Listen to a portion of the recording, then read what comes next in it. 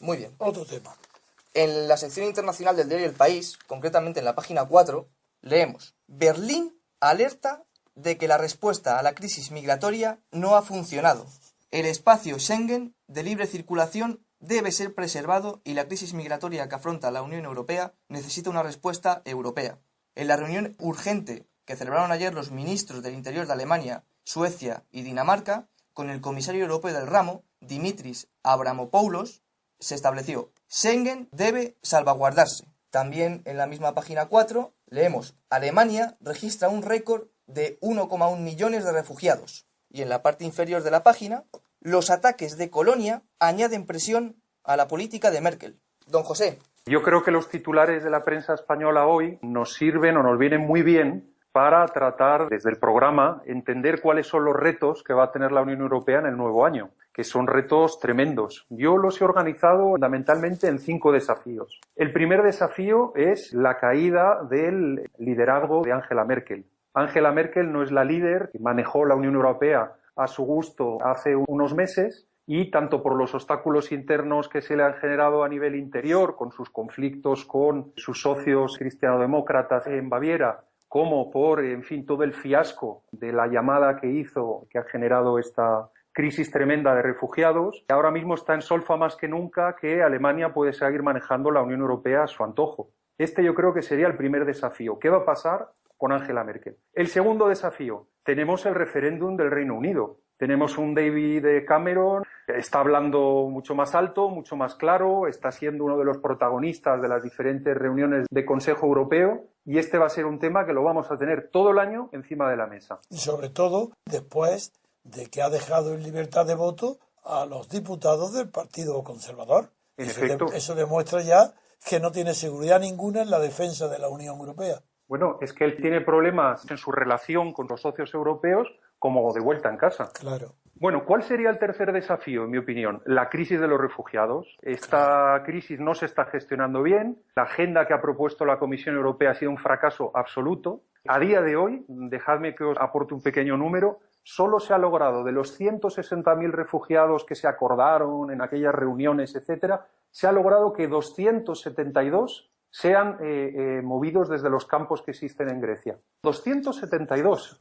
Parece que es una broma. Si es que es ridículo todo eso. Si son millones los que están ahí, son millones y fijan una cuota de 160 y no sé cuántos mil para empezar. Es todo ridículo. Y se han movido 272 a fecha de hoy, 7 de enero del 2016. Eso es una franca bofetada. Es una broma. Es que, fíjese, don Antonio, como usted me estaba corrigiendo porque pensaba que yo me había equivocado. Desde luego. Al darle la cifra, ¿no? Claro. Bueno, sin embargo, ayer tenemos un artículo que creo que sí vio la luz en prensa española del comisario europeo de Asuntos Interiores, Migración y Ciudadanía, que es esta persona que ha comentado David hace un momento, sí. Dimitris Avramopoulos. Sí, sé quién es. Creo que ha publicado un artículo en diferentes medios europeos, si no recuerdo mal, en España ha aparecido en El Mundo, y bueno, pues está lleno de lugares comunes, de una llamada a la solidaridad, al amor entre las naciones, no, a la de vaguedades, como todos. Lugares comunes y vaguedades, ¿no? Humanitarismo y pacifismo. Exactamente. Bueno, ayer mismo anunciaban Dinamarca y Suecia que para ellos los controles fronterizos los están llamando temporales, pero en fin, tienen que volver, y ya comentamos aquí en el programa que Schengen está muerto. No sabemos el tiempo que vamos a tardar en enterrarlo, pero Schengen está herido de muerte. Bueno, y el papel crucial de Turquía, que tiene 2 millones de refugiados allí, ahí está el tema, ¿no? Bueno, tremendo, porque ahora mismo las cifras es que a la Unión Europea han cruzado poco más de 1 millón de refugiados, pero tenemos 2 millones esperando en Turquía. Pero es que le están dando la coba a Turquía desde la Unión Europea ahora. No, yo creo que ha sido al contrario, para atacar más a Putin por su hostigamiento ahora, como es natural, han derribado un avión en Turquía, están alabando a Turquía y han renovado las expectativas del ingreso de Turquía en la Unión Europea. La están renovando. Y esta generación de políticos enanos que vive de los préstamos. Además, les han dado 3.800 millones de euros para comprar que Turquía coopere y colabore con la Unión Europea en este tema. Para comprar a los turcos y a Erdogan en particular.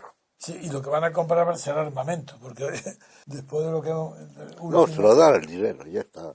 Bueno.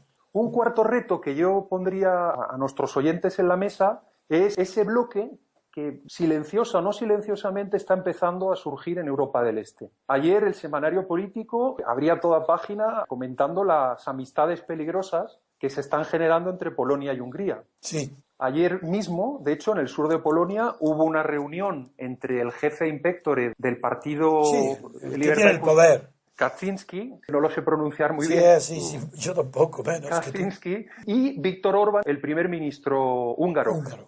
Aparte, es tremendo que no se reúnan los dos primeros ministros, ya directamente mandan al jefe desde Polonia. Pero esa reunión que tuvo lugar ayer, sí que duró 6 horas, bueno, ha hecho sudar a las autoridades de la Comisión Europea que hoy se afanan en diferentes declaraciones. De ese asunto nos informará Sí. Alonso enseguida, José María, porque conoce el tema como nadie, que está en Varsovia, como sabes. Claro que sí. Yo lo que he percibido hoy es el miedo que generó la reunión ayer, ¿no? Sí. Hay miedo en el aire, artículos, declaraciones. Ha habido incluso una expresión, ¿sabéis la palabra coup, ¿no? En francés, Sí. como golpe de Estado, ¿no? Sí, sí, en CUP. El coup, escrito así, coup, ¿no? Coup. Esa fue la palabra que utilizó Martin Schulz, que es el presidente del Parlamento Europeo, socialista alemán, Sí. para describir lo que están haciendo los polacos y los húngaros. Y a mí Claro. la palabra me parece, vamos, no soy partidario de la corrección política, pero es fuerte. No. Tiene muchísima importancia el lenguaje empleado por los gobernantes. Cada Es que- palabra hay que saber lo que quiere decir. Además, este Schulz no es ningún ignorante. Perdón. Este sabe lo que habla, ¿eh? Martin Schulz es uno de los gurús de la socialdemocracia. Pero no es ignorante. No. Bueno, los socialdemócratas alemanes, a diferencia, por ejemplo, de los hispánicos, tienen más cultura. A eso me refiero. Los nuestros nada. No, hombre, Saben pero- leer porque les han obligado a ir a la escuela. Sí, Pero si no, tampoco. Y tampoco muy bien. Quiere decir que saben leer porque gracias a eso. Que en la escuela, pero saben más. Son alfabetos funcionales. No, este alemán, Pero he ese leído sabe más. muchas declaraciones Lo que suyas. pasa es que es un radical laicista. Sí, No laicista, radical laicista. sí, un radical. Y Sí, que hace entonces- propaganda del Y edificio. entonces da la casualidad de que Polonia y Hungría tienen jefes o presidentes, partidos, que son católicos. Orbán creo que es evangélico. Pero bueno, Son religiosos. son religiosos y además están a favor de las tradiciones europeas, y es contra lo que va la socialdemocracia, contra la cultura y la civilización europea. Es el mito de la socialdemocracia. Es contra lo que va. A destruir todo eso para crear una sociedad, pues no sé, socialdemócrata. Sí, La claro. verdadera democracia, de que hablaba Marx, que Marx inventó la socialdemocracia, pero supongo que les blasfemaría contra ellos. Claro, y ahí los social cristianos, También se unen. ahí está. No, si es el tinglado de democracia cristiana unida a la Es socialdemocracia. que ya no se llama que son democracia lo cristiana. mismo. Es socialdemocracia y social cristiano. Es lo mismo, es una Bueno, mezcolanza. continúa, papi. Estamos Es el oyendo Estado. con mucha atención tu clasificación, tu orden. Sigue, por favor. Y yo añadiría los 4 desafíos que os he mencionado: el liderazgo de Angela Merkel, el referéndum en el Reino Unido, la crisis de refugiados y ese bloque emergente en el este de Europa que empieza a hablar más alto y claro en el seno de la Unión Europea. Añadiría un 5.º reto, que es la relación con Rusia. Claro, ese en prioridad de atención y de intensidad es el primero. Muy probablemente. El 21 de diciembre, que fue de hecho mi última intervención en el programa, no, fue antes, yo creo que fue el 18 o 19 de diciembre, ahora creo que me he equivocado, estaba teniendo lugar el Consejo Europeo para decidir si se extendían las sanciones a Rusia. Sí. Se han extendido 6 meses más. Sí. Ya hablamos en aquel programa ofreciendo algunas cifras como estas sanciones están teniendo un impacto mucho más negativo para los países de la Unión Claro. Europea. Sobre todo para Alemania. Exactamente. Sí, pero no para los dirigentes, sino para los pueblos. Había habido una presión fuerte por parte de los lobbies empresariales alemanes que decían: señores, nuestras exportaciones se han reducido a Rusia en un 12,5% cuando las de los Estados Unidos se han reducido en un 3,5%. Pero es verdad que está haciendo daño también a Rusia, ¿eh? Por supuesto, Sí, el cálculo que hay de reducción de PIB, de Producto Interior Bruto ruso, es del 9%. Eso es una locura, una barbaridad. Sí, Tremendo. pero sin embargo parece que tiene un efecto, como ocurre muchas veces en estos casos. Rusia tenía abandonada pequeña industria, Y pequeño lo está reactivando ahora. y el mediano, y entonces por lo visto ha sacado ya leyes Sí. promoviendo eso porque es la manera más inmediata de superar la crisis. Y eso es ir a la formación de clases medias que son, Sobre mientras- todo porque Dalmacia cuando en allí- Europa occidental están Que allí desapareciendo. coincide además la bajada del petróleo, que está haciendo más daño aún que las Que sanciones. le hace, pero es otra coincidencia, sí. Rusia parece que lo está pasando en cierta manera mal en el sentido, porque además Rusia tiene mucho técnico muy bien preparado. Sí, pueden montar industrias, que lo que pasa es que les falta libertad porque hasta ahora eran los grandes monopolios procedentes de la Unión, y sigue etcétera, siéndolo. con los que se hicieron unos Y sigue cuantos, siéndolo. el gran capital, pero ahora lo que quieren promocionar es eso, lo cual quiere decir que Rusia va hacia una clase media, mientras en Europa los gobiernos están liquidando la clase media. Sí. Bien, sigue, papi. Bueno, yo quisiera ahora agrupar estos 5 desafíos o concluir, digamos, mi presentación de estos 5 desafíos con un artículo que ha publicado hoy en medios europeos David Miliband. No sé si os acordáis de él. Ah, Miliband, el inglés. A Exactamente, ver, ¿cómo David no me voy a Miliband. acordar? Claro que sí, era el jefe, sé quién es del laborismo. Ya no lo es. El que Exactamente, él sí. fue ministro de Asuntos Sí, sí. Exteriores y luego el contrincante Claro, de lo David conozco muy Cameron. bien y lo he leído, sé quién es. Pues él publica hoy un artículo donde habla de esta crisis de refugiados, la crisis humanitaria en la Unión Europea. No me gusta el artículo, no estoy de acuerdo con él en muchas de las propuestas que hace, de las recetas que plantea, pero ha tenido una frase magnífica para empezar su artículo. Y dice, hoy en día no es exagerado decir que el futuro de la Unión Europea se va a decidir gracias a eventos que están teniendo lugar más allá de sus fronteras. Sí, Rusia. Es decir, él reconoce que la falta de energía, la falta de una fuerza generadora dentro del proyecto europeo, totalmente en crisis, hace a la Unión Europea totalmente incapaz de arreglarse a sí misma, de tener esa energía, esa fuerza que desde dentro le permita adaptarse No, a los este tiempos. Miliband es hijo del famoso marxista inglés Miliband, que fue, francamente, dentro del marxismo, ha sido de los mejores y tiene muchísimo crédito y fama de un intelectual riguroso marxista. Este hijo suyo, no sé si será marxista o no, lo que sí sé es que está educado en un ambiente intelectual serio.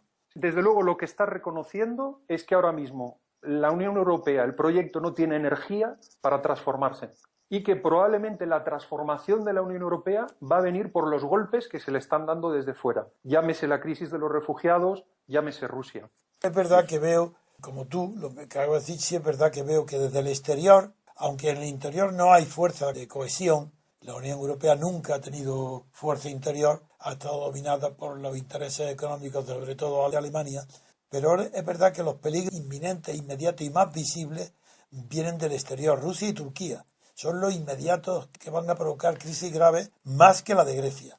Yo no sé si tanto es que vienen de ahí los peligros, que sí vienen, como que en 2015 la Unión Europea inició la curva de la crisis definitiva en 2013. Creció en 2014 con refugiados, etcétera. En 2015 ha perdido todo su prestigio internacional. La Nadie hace impotencia. caso ya a Europa. Entonces es lógico que Turquía, que Rusia con más razón, Turquía no es un problema, sino es un problema, ha crecido por el desprestigio de Europa. Pero eso es que lleva consigo una consecuencia enorme, y es que Estados Unidos, ante el desprestigio, la impotencia de Europa, estaba ahora volcada fuera de Europa, a las relaciones Bueno, con China, con... yo no creo que sea así. Yo creo que Estados Unidos, por lo menos con Obama, persiguen también desprestigiar a Europa. Y que además... No, pero eso no está en su intención. Eso será una Bueno, consecuencia. quizá porque son infantiles, pero están, y una de las cosas que está ocurriendo en Europa es que la gente se da cuenta de que con Estados Unidos no puede ir a ninguna parte. Eso es verdad. Es decir, estaba bajo la protección de Estados Unidos. Y ahora mucha gente corriente empieza a darse cuenta, sin saber muy bien, pero que la única protección que puede tener es Rusia. Claro. Eso ha ocurrido, ese vuelco ha ocurrido en este año, en el 2015. Sí, sí. A consecuencia de que Europa ya no tiene prestigio internacional ninguno. No, y sobre todo lo que ha sucedido en Siria, Claro, se ríen todos de ella. ha sido Por definitivo. seguir además la política de Estados Unidos. Claro. No, pero yo lo que quería decir es O que para aconsejar esa política de Estados Unidos, ahora los asuntos extraeuropeos ocupan mucho más la atención de Estados Unidos que los asuntos europeos, que es China, India, los países emergentes, los tratados de comercio internacional en el Pacífico, todo está haciendo que la atención de Estados Unidos esté mucho más ocupada del resto del mundo que de Europa.